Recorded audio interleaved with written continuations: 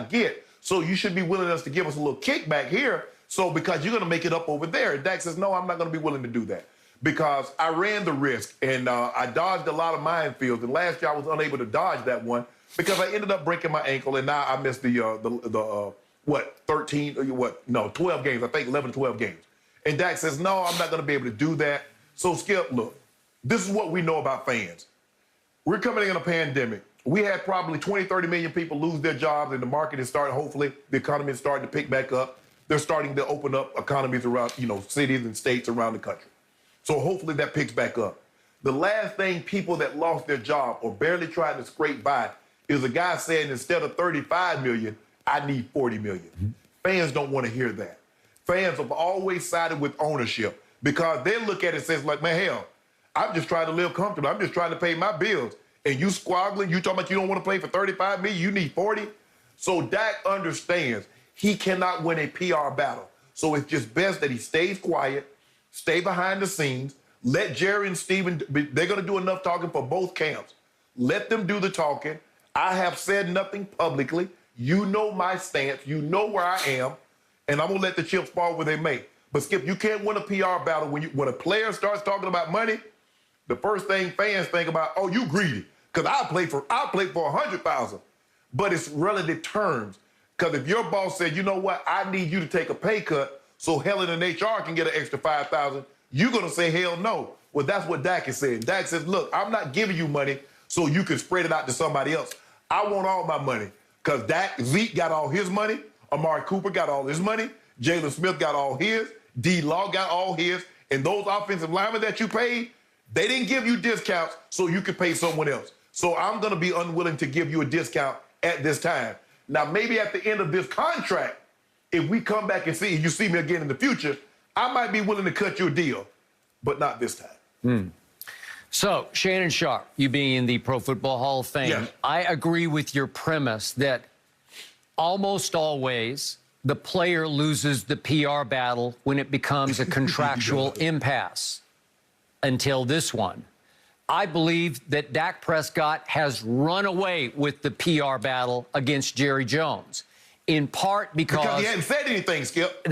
Silence is golden. By laying low, by staying off the grid, completely off the radar, he's the one player who's winning in the court of public opinion because all I ever hear, tell me if you hear something else, I don't read Twitter the way you do, but all I ever hear is pay the man. And I keep asking, pay him what? Well, nobody seems to know what is because nobody's talking. Okay? But I think it's been 40 for over a year. And yet, if that had been highly publicized going back a year ago, I think Dak would have lost the PR battle. But who is his foe in this PR battle? It's Gerald Wayne Jones Jr. Jerry Jones.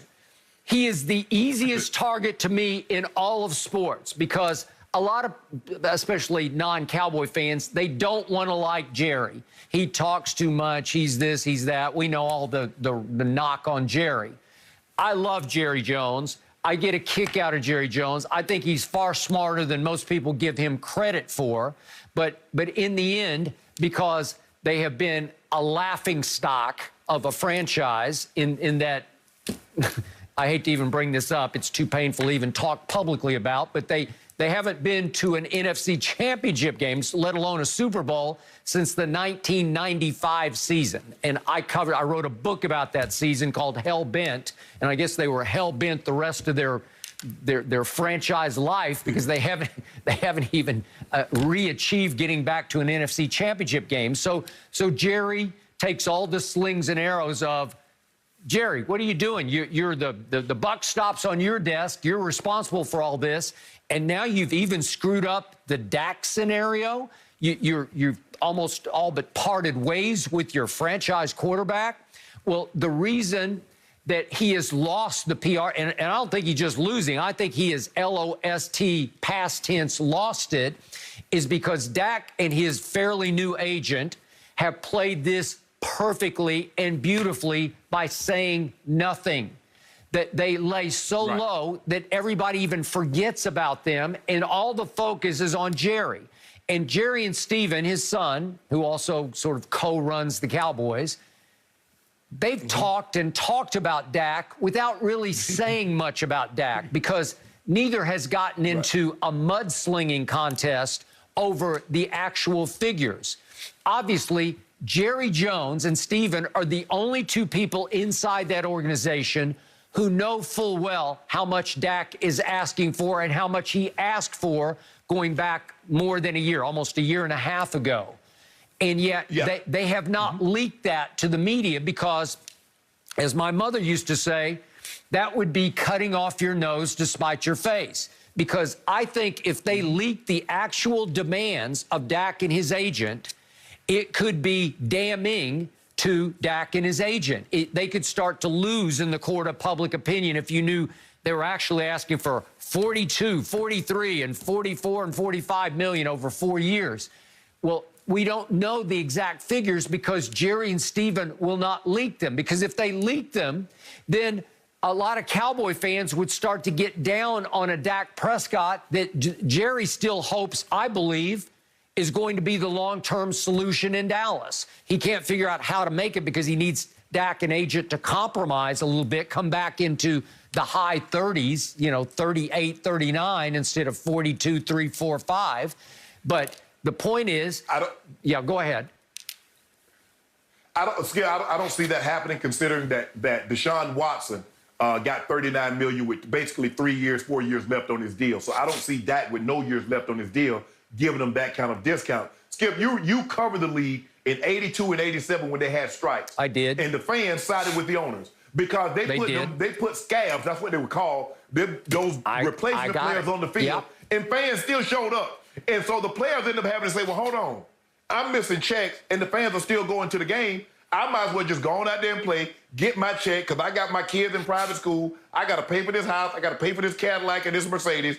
And so they crossed the picket line. So the fans sided with the owners.